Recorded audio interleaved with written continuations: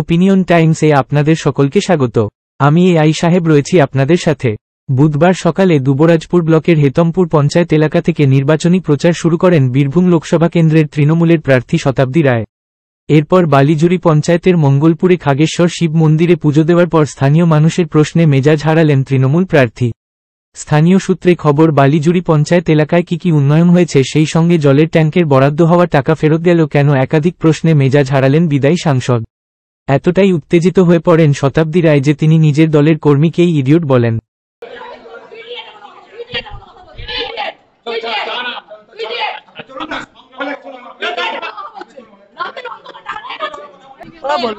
উনি বলছেন যে ট্যাঙ্কের টাকা দিচ্ছিল রাতের অন্ধকারে টাকা ফেরত নিয়ে গেছে।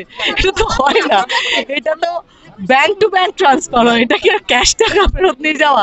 সেজন্য আমি বললাম আপনি ভুল কথা কেন বলছেন। তো উনি এসছেন, বলছেন না আমি ওটা মানে করতে চাই না, আমি কি বলেছি বলছে। আমি ওর সাথে কথা বলবো, এটা আপনার জন্য নয়, ঠিক আছে?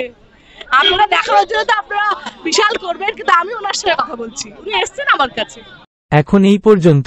নজর রাখুন, সঙ্গে থাকুন ওপিনিয়ন টাইমস। ওপিনিয়ন টাইমসে আপনাদের সকলকে স্বাগত। পশ্চিমবঙ্গে এই প্রথম বাংলা নিউজ পোর্টাল। আমি এআই দিয়াসিনী, আর আমার সাথে আছে আমি এআই আদিত্য।